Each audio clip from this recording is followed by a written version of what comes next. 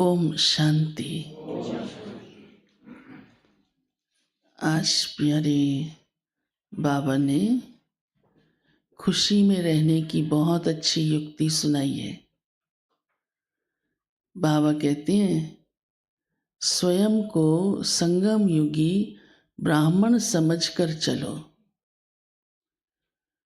बुद्धि तो समझती ही है, लेकिन जब उसकी कॉन्शियस में रहते हैं, स्मृति में रहते हैं, तो वो और सहज हो जाता है। तो बाबा कहते हैं कि जब संगम युग याद आएगा, ब्राह्मण याद आएगा, तो क्या याद आएगा? साथ में सतयुग याद आएगा, क्योंकि संगम युग के साथ ही तुरंत सतयुग आता है। जैसे कोई गेट पर खड़ा हो, उस पार से इस पार पार कर रहा है, अंदर की ओर आ रहा है, तो उस समय बुद्धि कहाँ चली जाती है? वहीं जिस ओर आ रहा है। तो हम किस ओर जा रहे हैं? सतयुग की ओर। तो जैसे कोई गांव में एंटर कर जाता है, तो उसके झाड़ उसको पता नहीं लगते हैं अपने गांव में पहुंच गए हो। कहीं पर भी जाते हो, बाबा विशेष झाड़ों का मिसाल देता, क्योंकि पहले ऐसे ही होता था। यहाँ तक कि निशानी भी झाड़ों की लगा लेते थे कि टर्न करते एक बहुत बड़ा पीपल का झाड़ आएगा, है ना, वहाँ से लेफ़्ट टर्न करना, या इधर टर्न करना, या उधर करना। तो बाबा हमें सतयुग की देखो स्मृति दिलाने की कितनी अच्छी युक्ति सुनाता है, ताकि बच्चों को बहुत खुशी रहे कि बस हम पहुँचे कि पहुँचे, पहुँचे कि पहुँचे।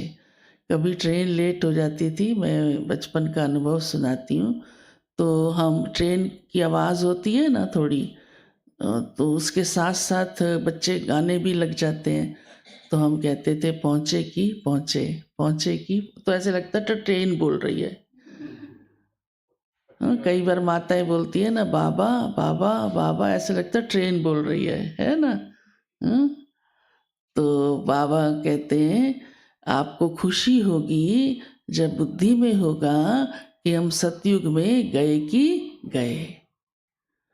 फिर आज बाबा ने साथ ही कहा है कि जो ज्ञान के शौकीन बच्चे हैं, उनकी निशानी क्या होगी? आप सब तो देखो इसीलिए सुबह सुबह भाग कर पहुँचते हो, ये निशानी है ना, क्योंकि ज्ञान के शौकीन हो। बाबा के घर बैठकर सुनना है, सागर के कंठे पर अपनी डुबकी लगानी है।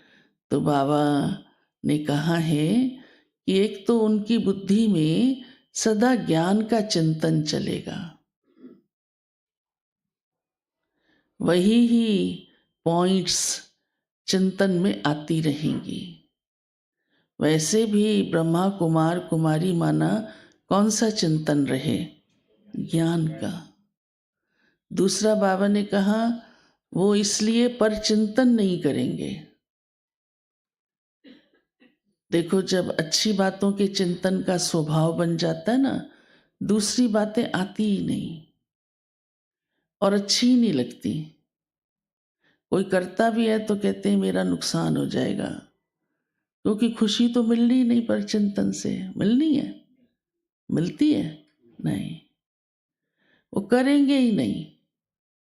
तो ये भी बाबा ने निशानी सुनाई है कि ज्ञान की शौकीन आत्माएं पर चिंतन नहीं करती हैं। फिर बाबा ने कहा उनको एकांत में रहना अच्छा लगेगा, बस बुद्धि कहीं और जाए नहीं। व्यवहार में आते भी जैसे न्यारे हैं ऐसे।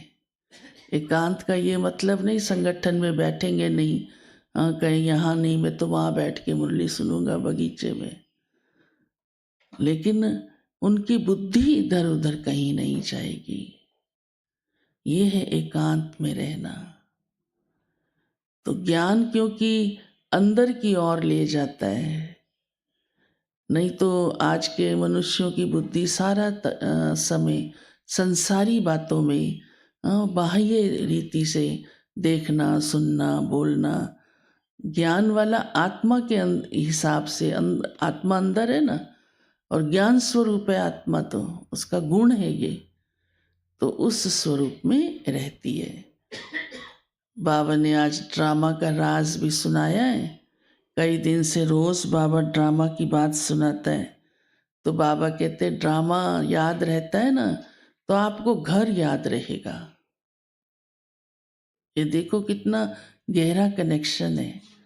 यही हमारा विचार चल रहा था कि अब तो पूरा हो रहा है, एंड में है। ड्रामा माना सीन देखते हो, लौकिक ड्रामा का भी 2 घंटे का पता चलता है, अब लास्ट सीन आ गया, हीरो हीरोइन तो आ गए सामने, दोनों दोनों की विघन खत्म हो गए। तो हमारे भी तो ऐसे खत्म हो रहे हैं ना, हम भी तो बाबा के नज़दीक पहुंचते जा रहे हैं ना। हाँ, मिलन में आ ही गए ना। तो बाबा ने कहा वो खुशी होगी कि मैं अब ड्रामा एंड है, अब घर चलना है। ऑफिस का टाइम पूरा होता है, खुशी होती है घर चलना है, फाइलें समेटना शुरू कर देते हैं। तो ड्रामा की याद से घर की याद आएगी। ये है राज कि अब ये सीन पूरे हो रहे हैं, अब हम घर चल रहे हैं। घर चलने की खुशी होती है ना।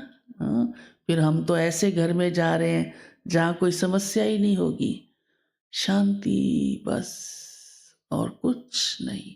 रेस्ट होगा, रेस्ट।